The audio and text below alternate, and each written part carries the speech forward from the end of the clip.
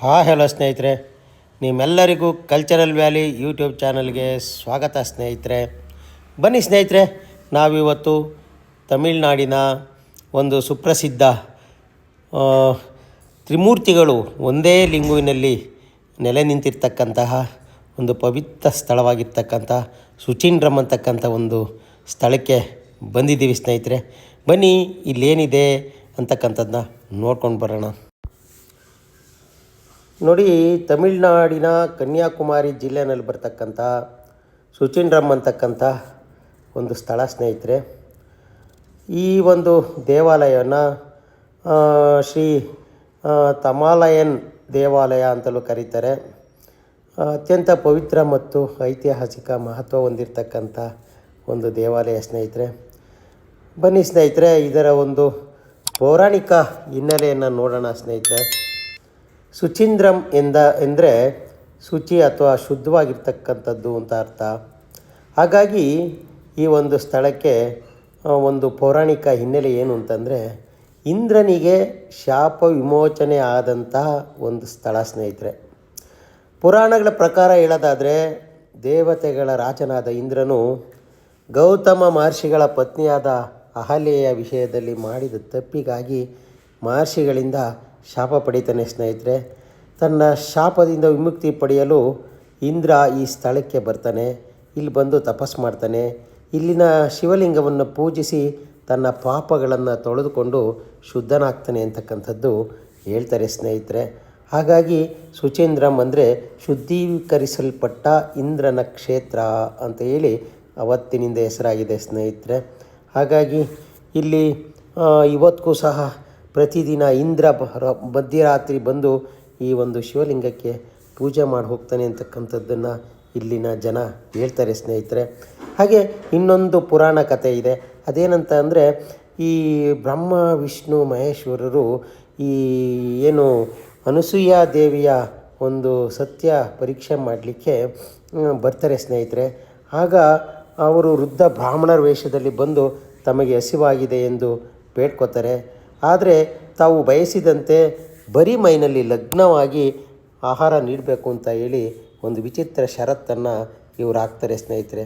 ಆಗ ಪಾತಿವ್ರತೆಯಾದ ಆ ಶಕ್ತಿಯಿಂದ ಅನಸೂಯ ದೇವಿ ಏನು ಮಾಡ್ತಾಳೆ, ಈ 3 ಜನ ದೇವತೆಗಳನ್ನು ಪುಟ್ಟ ಮಕ್ಕಳನ್ನಾಗಿ ಮಾಡಿ ಎದೆ ಹಾಲನ್ನು ಉಣಿಸಿ ಅವರ ಹಸುವನ್ನು ನೀಗಿಸ್ತಾಳೆ. ಹಾಗಾಗಿ ದೇವತೆಗಳು ತಮ್ಮ ಮೂಲ ಸ್ವರೂಪಕ್ಕೆ ಮರಳಿ ಅನಸೂಯ ದೇವಿಯ ಭಕ್ತಿಗೆ ಮೆಚ್ಚಿ ಅವಳನ್ನು ಹಾರೈಸ್ತಾರೆ ಸ್ನೇಹಿತರೆ. ಹಾಗಾಗಿ ಈ 2 ಪುರಾಣ ಕಥೆಗಳನ್ನು ನಾವಿಲ್ಲಿ ನೋಡ್ಬೋದು ಸ್ನೇಹಿತರೆ. ಹಾಗಾಗಿ ತ್ರಿಮೂರ್ತಿ ಸ್ವರೂಪವಾಗಿರ್ತಕ್ಕಂಥ ಈ ಒಂದು ತಾಣುಮಲಯಾನ್, ತಾಣು ಎಂದರೆ ಶಿವ, ಮಾಲ್ ಎಂದರೆ ವಿಷ್ಣು ಮತ್ತು ಅಯನ್ ಎಂದರೆ ಬ್ರಹ್ಮ. ಅಂದರೆ ಬ್ರಹ್ಮ, ವಿಷ್ಣು, ಶಿವ ಈ 3 ದೇವತೆಗಳು ಒಂದೇ ಲಿಂಗದಲ್ಲಿ ನೆಲೆಸಿರುವ ಈ ಒಂದು ದೇವಾಲಯ ಅತ್ಯಂತ ವಿಶಿಷ್ಟ ಲಕ್ಷಣವಾಗಿದೆ ಸ್ನೇಹಿತರೆ. ಹಾಗಾಗಿ ಬನ್ನಿ ಸ್ನೇಹಿತರೆ, ಈ ದೇವಾಲಯದ ಒಂದು ಮುಂದೆ ಇರ್ತಕ್ಕಂಥ ಈ ಒಂದು ಕಲ್ಯಾಣಿ, ದೊಡ್ಡ ಕಲ್ಯಾಣಿ ಇದೆ. ಅದ್ರ ಮುಂಭಾಗದಲ್ಲಿ ದೊಡ್ಡದಾಗಿರ್ತಕ್ಕಂಥ ಗೋಪುರ ಕಾಣ್ತಾ ಇದೆಯಲ್ಲ, ಈ ಒಂದು ದೇವಾಲಯದ ಒಳಗೆ ಏನೆಲ್ಲ ಇದೆ ಅಂತಕ್ಕಂಥದ್ದನ್ನ ನೋಡ್ಕೊಂಡು ಬರೋಣ. ಬನ್ನಿ ಸ್ನೇಹಿತರೆ.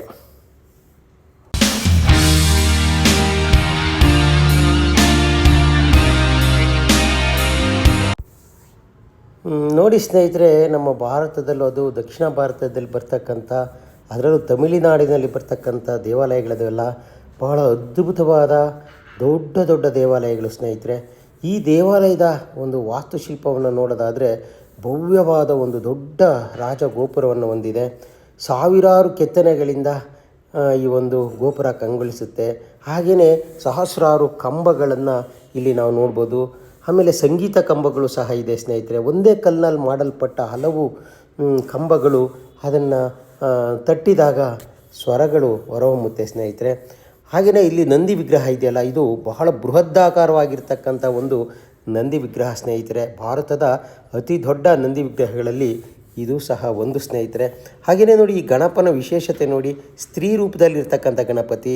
ಹಾಗೆಯೇ ಶಿವ ಪಾರ್ವತಿಯರು ನಂದಿ ಮೇಲಿರ್ತಕ್ಕಂಥ ಈ ಒಂದು ಗೋಪುರದ ಮುಂದೆಲೇ ಈ ಒಂದು ಶಿಲ್ಪವನ್ನು ನೋಡ್ಬೋದು.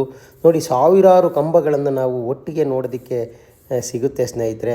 ಹಾಗೆಯೇ ಈ ಒಂದು ವಿಶೇಷ ಏನಂತಂದರೆ, ಇಲ್ಲಿ ಒಂದು ನೋಡಿ ಆಂಜನೇಯ ಇದ್ದಾನಲ್ಲ, ಇವನು ಸುಮಾರು ಎಷ್ಟಡಿ ಇದ್ದಾನೆ ಅಂತಂದರೆ ಸ್ನೇಹಿತರೆ, 32 ಅಡಿ ಎತ್ತರದ ಬೃಹತ್ ಹನುಮಂತನ ವಿಗ್ರಹ ಇದು. ಇದನ್ನು ಹಿಂದೆ ಇದರ ರಕ್ಷಣೆ ಮಾಡಬೇಕು ಅಂತೇಳಿ ಭೂಮಿನಲ್ಲಿ ಹೂತಾಕ್ಬಿಟ್ಟಿದ್ರಂತೆ. ನಂತರ 1930ರಲ್ಲಿ ಇದನ್ನು ತಂದು ಈ ದೇವಾಲಯದ ಒಳಗೆ ಪ್ರತಿಷ್ಠಾಪನೆ ಮಾಡಿದ್ದಾರೆ ಸ್ನೇಹಿತರೆ. ಹಾಗಾಗಿ ಈ ಒಂದು ದೇವಸ್ಥಾನ ಇದೆಯಲ್ಲ, ಇದು ಶೈವ ಮತ್ತು ವೈಷ್ಣವ ಸಂಪ್ರದಾಯಗಳೆರಡನ್ನೂ ಸಮಾನವಾಗಿ ಗೌರವಿಸ್ತಕ್ಕಂಥ ಒಂದು ತಾಣವಾಗಿದೆ. ಹಾಗಾಗಿ ಸ್ನೇಹಿತರೆ, ನೀವು ಕನ್ಯಾಕುಮಾರಿಗೆ ಬಂದರೆ ಮರಿದಲೇ ಕೇವಲ ಒಂದು 11 ಕಿಲೋಮೀಟ್ರ್ ದೂರದಲ್ಲಿರ್ತಕ್ಕಂಥ ಈ ಸುಚಿಂಡ್ರಮ್ ಅಂತಕ್ಕಂಥ ಒಂದು ಸ್ಥಳಕ್ಕೆ ಬಂದು ಈ ಒಂದು ದೇವಾಲಯವನ್ನು ನೋಡೋದನ್ನು ಮರಿಬೇಡಿ ಸ್ನೇಹಿತರೆ. ಬಹಳ ಅದ್ಭುತವಾಗಿರ್ತಕ್ಕಂಥ ಒಂದು ದೇವಾಲಯ. ಮರಿದಾಗೆ ಈ ದೇವಾಲಯವನ್ನು ಭೇಟಿ ಕೊಡಿ ಅಂತ ಹೇಳ್ತಾ ಧನ್ಯವಾದಗಳು ಸ್ನೇಹಿತರೆ. Thank you, thank you, thank you.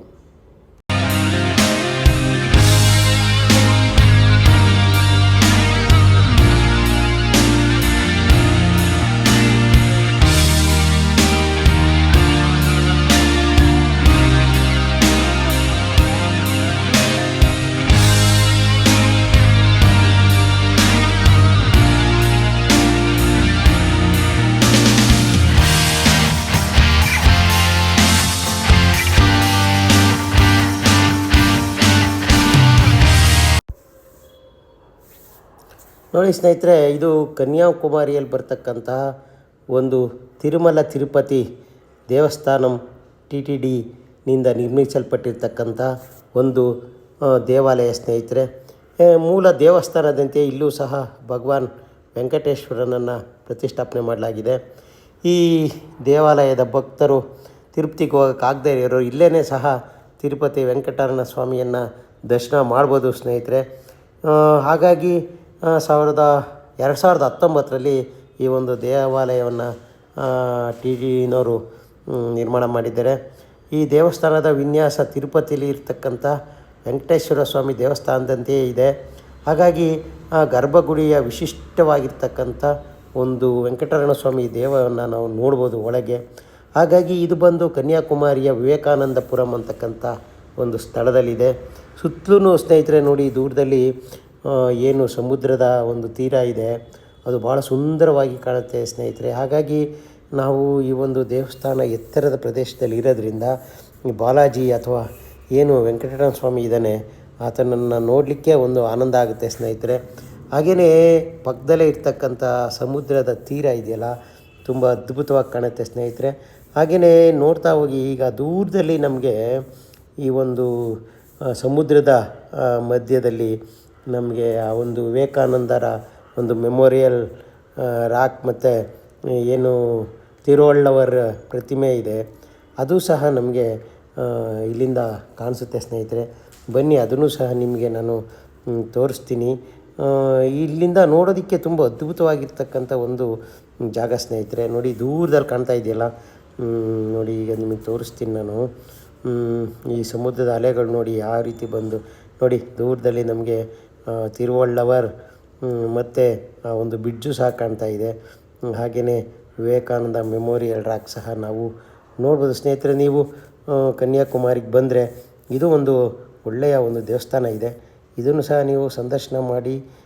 ಹಾಗೆಯೇ ಸುಚಿಂಡ್ರಮ್ಗೆ ಹೋಗಿ ಬನ್ನಿ ಅಂತ ಹೇಳ್ತಾ, ಇಲ್ಲಿ ಸುತ್ತಮುತ್ತಲಿನ ಅನೇಕ ಸ್ಥಳಗಳಿವೆ, ಅವನ್ನೆಲ್ಲ ನಿಮಗೆ ತೋರಿಸ್ತಾ ಹೋಗ್ತೀನಿ.